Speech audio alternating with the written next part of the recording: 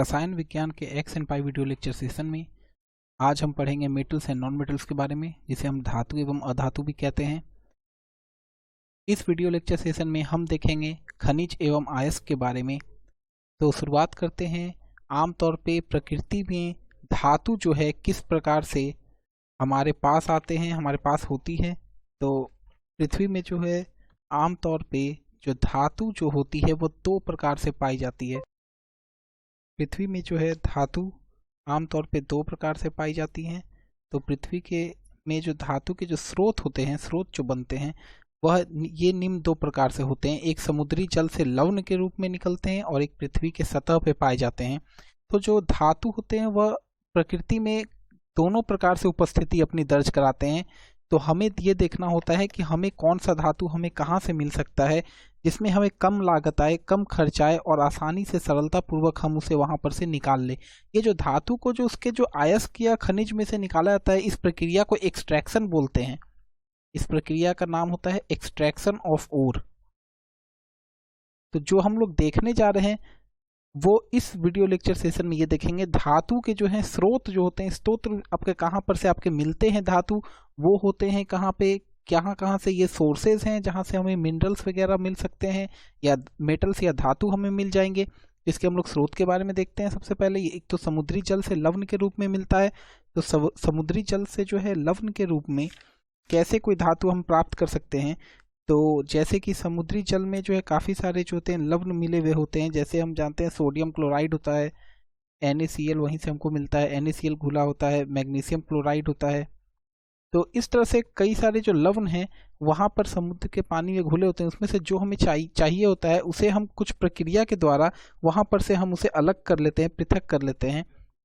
तो एक तो ये तरीका हो गया। दूसरी हो गया तरीका पृथ्वी की सतह पे। आमतौर पे पृथ्वी की सतह पे जो होते हैं कई प्रकार से धातु जो है पाए जाते हैं। कई बार यौगिक रूप में भी पाए जाते हैं, कई बार अलग तत्व के रूप में भी पाए जाते हैं। तो यौगिक के जो रूप में पाए जाते हैं वह आमतौर पर मुक्त अवस्था में कहे जाते हैं, और जो यौगिक के रूप में जो पाए जाते हैं आमतौर पर उसे हम संयुक्त अवस्था में कहते हैं, और जो सेपरेट होते हैं, अकेले पाए जाते हैं, उसे हम मुक्त अवस्था में कहते हैं। तो होता क्या है यहाँ पे, प्रकृति में जो धातु होती है उसकी उपस्थिति जो है ये दो प्रकार से होती है। पहला होता है मुक्त अवस्था और दूसरा होता है संयुक्त अवस्था में। मुक्त अवस्था का मतलब है वह जो है अकेले होता है, अकेले मौजूद होता है, और संयुक्त अवस्था मतलब वह किसी के साथ संयुक्त रूप से होता है, कहीं पर यौगिक बना के वो बैठा होता है।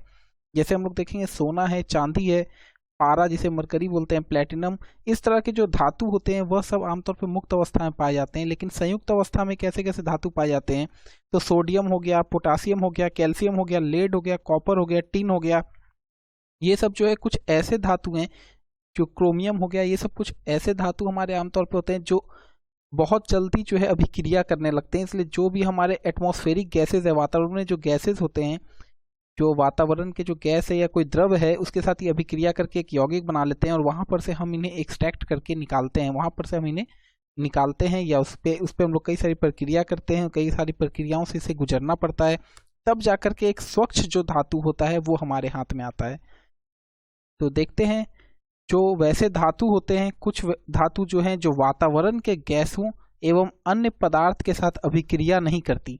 तो आमतौर पे कुछ ऐसे धातु होते हैं जो वातावरण में जो मौजूद आपके गैस हैं, तो वातावरण में सबसे ज़्यादा क्या मौजूद है, हमारा नाइट्रोजन, फिर उसके बाद क्या है ऑक्सीजन, फिर अपना आर्गन है, फिर कार्बन डाइऑक्साइड है। इस तरह से कई सारे गैस हमारा जो है मौजूद है हमारे वातावरण में। तो ये जो वातावरण में जो गैस जो मौजूद हैं, इनके साथ अगर कोई धातु अभिक्रिया नहीं करता है तो वह मुक्त रूप से पाया जाता है। जैसे कि ऑक्सीजन हो गया, जल वाष्प, वाटर वेपर जो है बहुत इंपॉर्टेंट है, क्योंकि यहाँ पर वाटर वेपर जो होता है, जल वाष्प जो होता है, उसमें पानी का होता है, जल का होता है, वह अणु होता है, H2O होता है, लेकिन वो वाष्प के रूप में होता है। तो इसलिए कोरोजन वगैरह के लिए भी यही कारण होता है, या जिसे हम लोग जंग बोलते हैं, या फिर किसी तरह का अभिक्रिया कराने के लिए बहुत जरूरी होता है।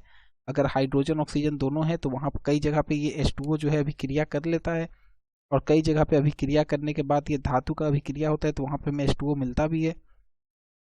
तो यहाँ पर जो है हमारा ऑक्सीजन, जल वाष्प, कार्बन डाइऑक्साइड, नाइट्रोजन और बाकी जो भी गैसेस हैं या द्रव हैं, उनके साथ अभिक्रिया ये नहीं करता है। इस वजह से ये अकेले स्वतंत्र रूप से, मुक्त रूप से पाया जाता है। जैसे इसमें एग्जाम्पल जो होते हैं चांदी हो गया, सोना हो गया, प्लेटिनम हो गया। इसीलिए हम लोग सोना वगैरह चांदी का हम लोग क्या करते हैं, ज्वेलरी बनाते हैं, ताकि उसे पहन करके अगर पानी में भी जाया जाए या उसे पहने का जब आदमी, तो वो खुला रूप से वो रहता है, तो आमतौर पर उसका जो रिएक्शन है वो बहुत स्लो होता है, वो जल्दी अभिक्रिया करने नहीं जाता है। तो ये सब क्रियाशील होते हैं लेकिन बहुत धीमे क्रिया करते हैं। तो ये जो है अधिक क्रियाशील धातु के अंतर्गत ये सब नहीं आते। अगला होता है हमारा, देखिए वैसे धातु भी होते हैं जो संयुक्त अवस्था में पाए जाते हैं। संयुक्त अवस्था मतलब होता है कंबाइंड स्टेट में। तो कंबाइंड स्टेट का मतलब जुड़ा हुआ होना चाहिए, कहीं ना कहीं ये किसी के साथ जुड़े हुए रहते हैं। तो जो वातावरण के जो गैस हमारे होते हैं या अन्य कोई तत्व है हमारा, उसके साथ ये अभिक्रिया कर लेते हैं। जैसे कि ऑक्सीजन है, तो हम बहुत सारे ऐसे मेटल को देखें, जैसे कॉपर है, कॉपर ऑक्सीजन के साथ मिलकर कॉपर ऑक्साइड बनाने लगता है, उसको हीट मिलते रहेगा। तो फिर हमारा और भी कई सारे हमारे धातु होते हैं। मैग्नीशियम है, वो जब ऑक्सीजन के प्रेजेंस में जलता है तो मैग्नीशियम ऑक्साइड बना लेता है। कई सारे ऐसे हमारे तत्व हैं, कई सारे ऐसे हमारे धातु हैं जो ऑक्सीजन हुआ, जल वाष्प, कार्बन डाइऑक्साइड, नाइट्रोजन, इन सब के प्रेजेंस में, इन सब के साथ जो है वातावरण में जो ये मौजूद होते हैं, इनको वातावरण से लेकर के क्या करते हैं, अभिक्रिया करने लगते हैं और कुछ यौगिक बना लेते हैं, और उसी रूप में वो मौजूद होते हैं इस पृथ्वी पर। चाहे वो सतह में मिले, चाहे वो जल में मिले, समुद्र में मिले, तो ये आसानी से अभिक्रिया करके यौगिक बना लेते हैं। और साथ ही में यह धातु जो है संयुक्त अवस्था में प्राप्त होती है। तो हमेशा ये कैसे पाया जाएगा, संयुक्त अवस्था में पाया जाएगा। और इसमें जो है बहुत तेजी से अभिक्रिया करने वाले धातु आएंगे, जैसे सोडियम हो गया हमारा, पोटासियम हो गया, लोहा हो गया, ये उसके बाद फिर कॉपर हो जाता है, अल्मुनियम हो जाता है, ये सब इसके अंतर्गत आ जाते हैं। तो देखते हैं, ये हमारा अयस्क है आमतौर पे। और है, ये किस चीज़ का है, तो ये गोल्ड का है। अब ये देखिए, ये अपना आयरन है, और ये हमारा तीनों का तीनों और हो गया, लोहा हो गया और ये आयरन हो गया, ये अपना एलम है। तीनों के तीनों यहाँ और दिख रहे हैं हमें। अब आते हैं खनिज और अयस्क क्या होता है, आखिर अंतर क्या है खनिज में और अयस्क में, ये हम यहाँ समझेंगे। होता है खनिज किसे कहते हैं, अयस्क किसे कहते हैं। पृथ्वी की जो सतह में जो धातु युक्त जो होते हैं ठोस पदार्थ, तत्व या यौगिक के रूप में मौजूद रहते हैं, वो खनिज कहलाते हैं। तो खनिज हम किसे कहेंगे, जब पृथ्वी के जो सतह है, जैसे ये पृथ्वी अपना सतह है, पृथ्वी के सतह पर जो मौजूद है ठोस पदार्थ जो होते हैं, मौजूद जो होते हैं, और कैसे ठोस पदार्थ मौजूद होने चाहिए, तो ये धातु युक्त होना चाहिए, धातु युक्त ठोस पदार्थ मौजूद होने चाहिए। तो वो जो है, चाहे वो तत्व के रूप में मौजूद हो, यानी कि अकेले मौजूद हो, या फिर ये यौगिक बना के मौजूद हो, दोनों में से किसी भी सूरत में ये मौजूद होते हैं, तो इन्हें हम खनिज कहते हैं। इसे ही हम खनिज कहते हैं, और खनिज को हम लोग जानते हैं, हम लोग मिनरल्स कहते हैं। तो इन्हें ही हम लोग खनिज कहते हैं, और खनिज हम लोग किसे कहते हैं, मिनरल्स को हम लोग कहते हैं।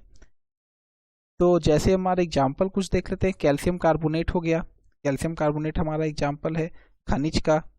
इसके साथ ही साथ हमारा जिंक सल्फाइड है एग्जाम्पल, और हमारा एग्जाम्पल में आ गया हमारा लोहे का सल्फाइड, लॉ सल्फाइड, जिसे हम लोग फेरस सल्फाइड भी बोलते हैं या आयरन सल्फाइड बोलते हैं। तो कैल्शियम कार्बोनेट है हमारा, इसे हम लोग देख लेते हैं। बहुत सारे हैं हमारे खनिज में आ जाएंगे, जैसे कैल्शियम कार्बोनेट हो, कैल्शियम कार्बोनेट को हम लोग इस तरह से लिखते हैं। जिंक सल्फाइड है, ZnS लिखते हैं। सोडियम क्लोराइड होता है, कैल्शियम। उसके बाद फिर हमारा इसके साथ ही हमारा जो है आयरन सल्फाइड हम लोग लिखे हैं, लॉ सल्फाइड लिखे हैं, आयरन सल्फाइड। आयरन सल्फाइड का जो केमिकल फॉर्मूला होता है Fe2S3 होता है। इसे हम आमतौर पे आयरन 3 सल्फाइड भी कहते हैं। अब ये आयरन 3 सल्फाइड इसलिए कह रहे हैं क्योंकि यहाँ पे जो आयरन है, यहाँ जो लोहा है, इसका ऑक्सीडेशन स्टेट जो है 3 है, इसका ऑक्सीडेशन स्टेट 3 होता है, इसीलिए बगल में ब्रैकेट में नंबर लिखते हैं। तो याद रखिएगा, जब भी किसी के नाम के बीच में या कोई हम लोग कंपाउंड का नाम लिखे, कोई यौगिक का नाम लिखते हैं, वहाँ पर जब कोई संख्या जब हम लोग रोमन नंबर में लिख देते हैं ब्रैकेट के अंदर, तो वो जो संख्या है, कोई उस संख्या लिखने का कुछ मतलब होता है, कोई बेफजूल का वो संख्या नहीं लिखा होता, वो संख्या का मतलब होता है ऑक्सीडेशन नंबर। तो ये हम लोग ऑक्सीडेशन नंबर के बारे में भी आगे हम लोग पढ़ेंगे, लेकिन बस अभी इतना हमें जानना है कि कोई अगर संख्या रोमन नंबर में लिखा रहेगा किसी के केमिकल नेम में, तो वो उसका ऑक्सीडेशन स्टेट होता है, यानी कि उस स्टेट पे जाके वो अभिक्रिया वो कर रहा है। तो आयरन जो है पहले फर्स्ट ऑक्सीडेशन स्टेट पे गया होगा, फिर सेकेंड पे गया होगा, फिर थर्ड पे गया होगा, तब जाके ये अभिक्रिया करके Fe2S3 बनाया। अब यहाँ पे देखते हैं, जिस खनिज में कोई धातु अधिकतम या प्रचुर मात्रा में हो। अब यहाँ तक तो था बात खनिज की। खनिज क्या होता था? ऐसा ठोस पदार्थ जो धातु युक्त होना चाहिए। अब यहाँ पर ऐसे ठोस पदार्थ जो धातु युक्त तो होना चाहिए, लेकिन अब उसमें अधिकतम या प्रचुर मात्रा में होना चाहिए धातु, और वहां पर से धातु प्राप्त करने में कम खर्च भी हो, कम व्यय भी लगे, और बहुत ही सरलता से हम उसको पालें। उसी धातु को हम लोग अयस्क कहते हैं। उसी धातु को हम लोग अयस्क कहते हैं। धातु को हम लोग अयस्क कहते हैं या ओर कहते हैं। अयस्क कहते हैं या ओर कहते हैं। जैसे बॉक्साइट होता है, जैसे बॉक्साइट का ओर होता है। अब देखिए, बॉक्साइट जो होता है अल्मुनियम का ओर है, लेकिन अल्मुनियम को हम लोग कई जगह से हम लोग पा सकते हैं। अल्मुनियम को जो पाने का बहुत तरीका है, लेकिन कहाँ पर से सस्ते में, आसानी से और ज़्यादा मात्रा में पा सकते हैं, वही उसका ओर कहलाता है।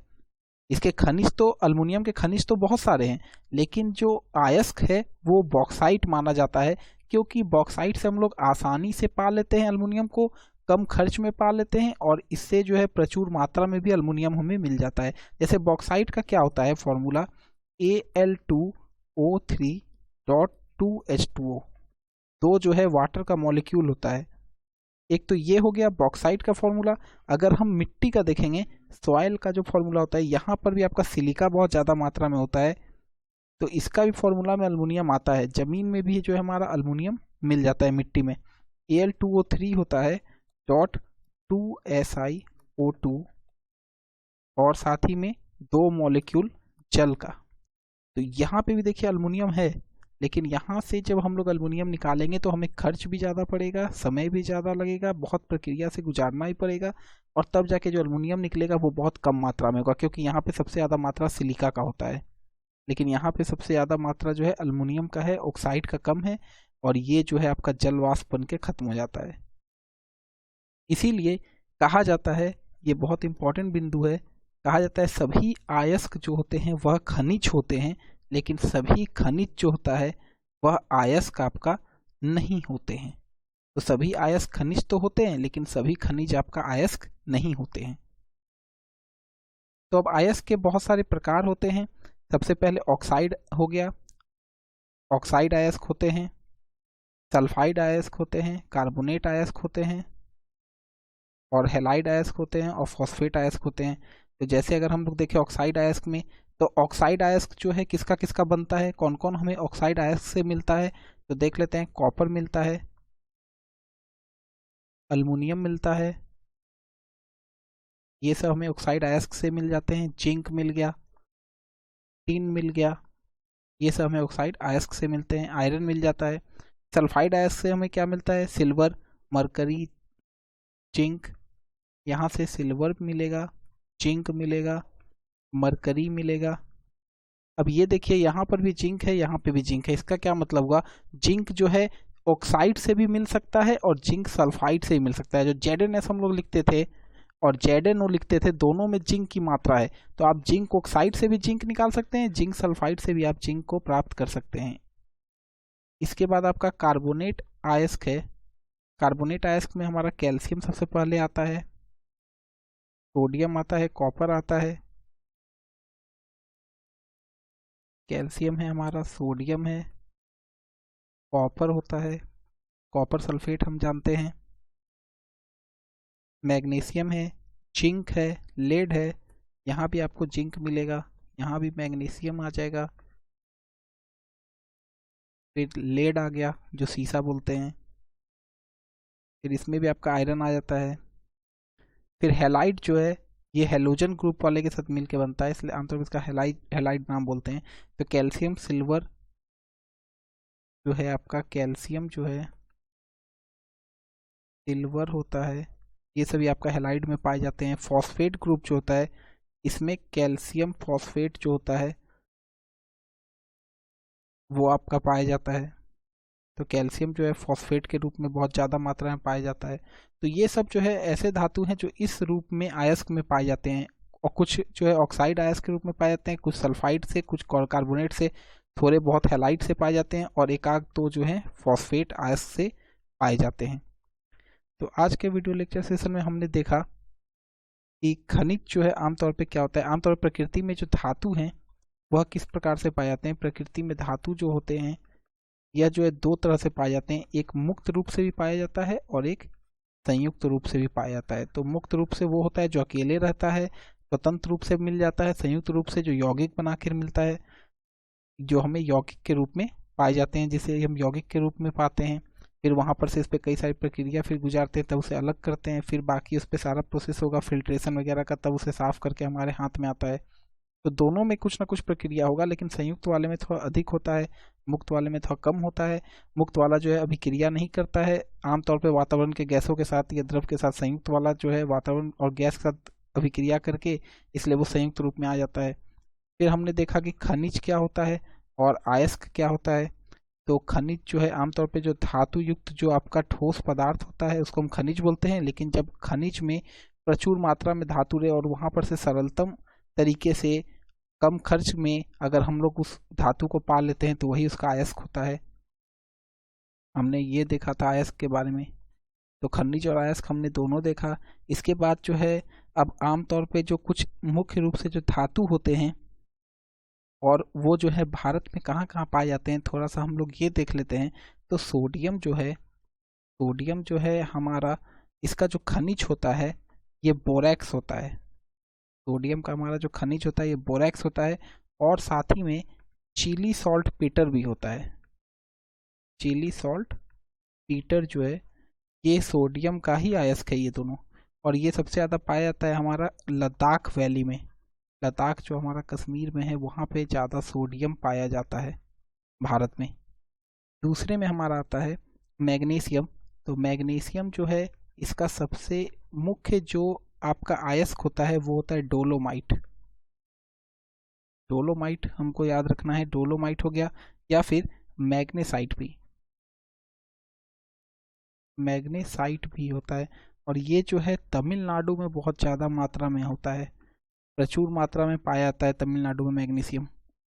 इसके बाद हमारा कैल्शियम है। कैल्शियम जो आता है ये हमारा जिप्सम से पाते हैं, इसे हम जिप्सम जो था हमारा CH4.2H2O से। और ये जो है हमारा राजस्थान में पाया जाता है अधिक मात्रा में, तमिलनाडु में पाया जाता है। इसके साथ ही साथ जम्मू एंड कश्मीर में भी ये कुछ मात्रा में पाया जाता है। फिर आपका अल्मुनियम जो है ये हमारा बॉक्साइट के रूप में पाया जाता है। इसका जो अयस्क होता है ये आपका बॉक्साइट होता है, हमने देखा भी। और ये जो है उत्तर प्रदेश,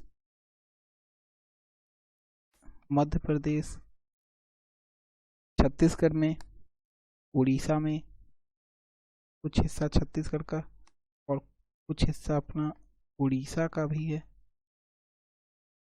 और साथ ही में महाराष्ट्र में भी पाया जाता है। इसके बाद जो हम लोग देख रहे हैं वो कॉपर देख लेते हैं। कॉपर जो है हमारा ये बहुत महत्वपूर्ण है हमारे लिए धातु। तो ये जो है कॉपर पाइराइट से पाया जाता है, कॉपर पाइराइट। और कॉपर पाइराइट जो है सबसे ज़्यादा कहाँ हम लोग पाते हैं, तो झारखंड में, हम लोग सबसे ज़्यादा पाते हैं। फिर हम लोग उड़ीसा में पाते हैं। इस प्रकार से अगला जो हम लोग देखना है जिंक जो है, जिंक हमारा ये जो है जिंक ब्लेंड से हम लोग पाते हैं। और जिंक ब्लेंड जो आपका होता है यह जो है राजस्थान में ज़्यादा मात्रा में पाया जाता है। इसके बाद जो है सबसे मुख्य धातु में आता है जिसके बिना हम लोग बहुत सारे काम जो है नहीं कर पाते, जैसे हम लोग का आयरन है। तो आयरन से हम लोग स्टील बनाते हैं, आयरन का हम लोग उपयोग करते हैं बड़े बड़े बिल्डिंग्स बनाने में, पुल बनाने में। तो आयरन ऐसा धातु है जिसके बिना जो है हमारा डेवलपमेंट, हमारा विकास लगभग आधा हो जाए। तो आयरन जो है आमतौर पे हेमेटाइट, मैग्नेटाइट ये सबसे पाया जाता है। हेमेटाइट हो गया, मैग्नेटाइट हो जाता है, ये सबसे पाते हैं हम। और इसे जो है सबसे ज़्यादा मात्रा में झारखंड और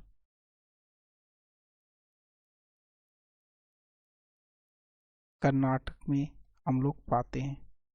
तो ये सब जो है कुछ अयस्क हैं, ओर्स हैं, और ये उनको, ये आपके कुछ, ये जो है हमारा, ये धातु हैं कुछ, और ये उनके ओर्स हैं, और उनके भारत में पाने वाले इंडियन स्टेट के नाम हैं जहाँ पे ये ज़्यादा मात्रा में पाए जाते हैं। तो और इसके बाद हमने अयस्क के बारे में देखा था, 5 प्रकार के होते हैं। ऑक्साइड अयस्क होते हैं, सल्फाइड अयस्क, कार्बोनेट अयस्क, हैलाइड अयस्क और फॉस्फेट अयस्क। आज के वीडियो लेक्चर सेशन में बस इतना ही। मिलते हैं हम लोग एक्स एंड पाई के अगले वीडियो लेक्चर सेशन में। धन्यवाद।